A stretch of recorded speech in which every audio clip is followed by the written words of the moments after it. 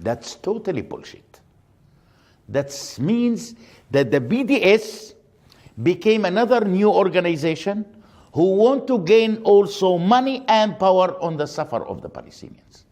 If you want me to boycott Israel, what is the alternative that you can suggest to me? You couldn't just ask me to boycott Israel and to put full stop. We are people who want to survive. We are people who are looking for a better level of life.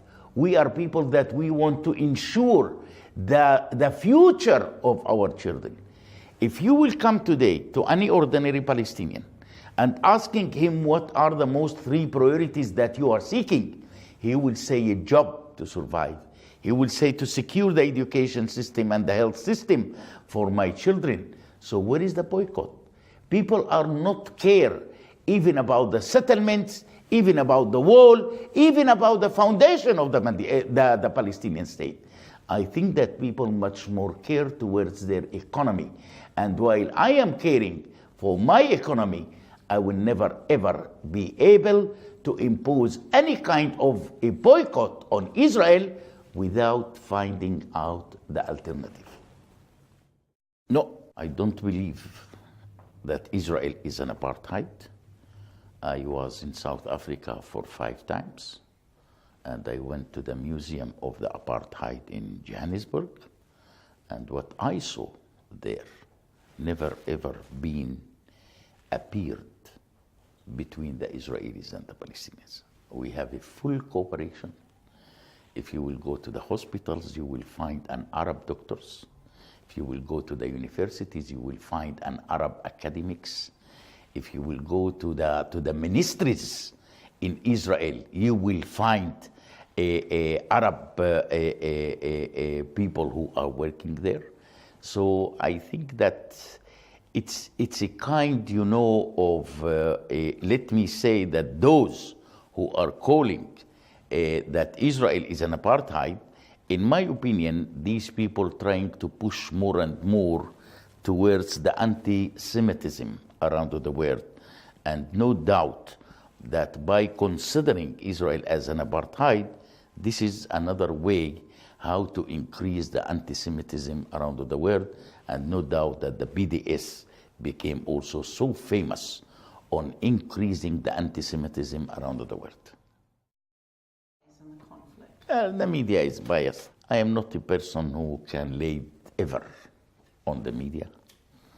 I think that the media trying much more to express its own political views rather than to keep the ethics of journalism. We know that journalists today, either they became pro-Palestinian or they became pro-Israelis, and I don't think that the media right now is benefiting the Israeli-Palestinian conflict in any way or another. In my opinion, the media, unfortunately, right now, became as a part of the conflict rather than to be a part of the solution of the conflict. And I think that it is politics, and unfortunately, politics became less and less scared and worry about the future of the human beings. I grown up in a refugee camp for 33 years.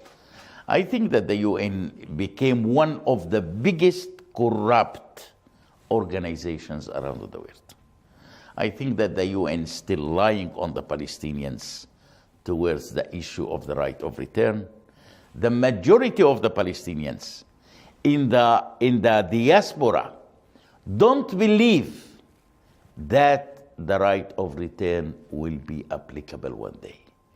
Listen, you are talking about almost 4 generations since the 1948 war. These people almost developed in different countries. They have their homes, they have their businesses there, and I'm quite sure that the majority of the Palestinian refugees in diaspora right now are seeking a kind of compensation from the international community rather than the right of return. I was being told that directly from the Palestinian refugees in Lebanon, in Syria, and in Jordan. And I think that the Palestinian refugees diaspora right now are so frustrated, so hopeless from their own leadership, not from the Israelis, by the way. Because what is the Palestinian leadership is really doing in terms to improve the situation of their own people right now in the refugee camps, especially in Syria and in Lebanon.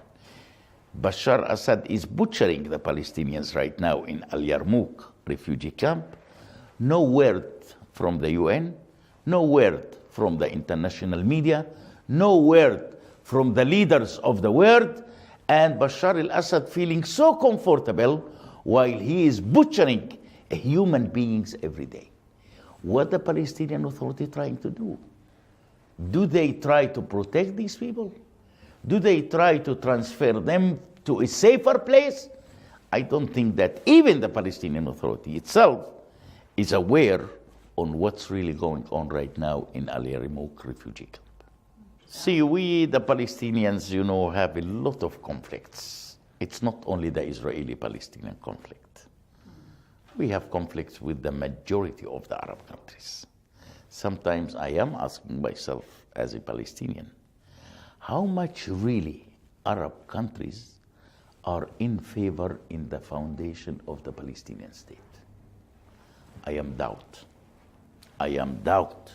if there is even one who is supporting the foundation of the Palestinian state. On what's going on in Syria right now, the Arab countries calling the UN to take measures. But what you are doing, why you are not, as an Arab, trying to take measures? Why the United States succeed to create a coalition to hit ISIS in Iraq? What about the Arabs? Why the Arabs are not creating such kind of coalition to start hitting the army of Bashar Assad and even Bashar Assad himself? But unfortunately, it looks like that the life of the Arabs became so cheap to their own leaders.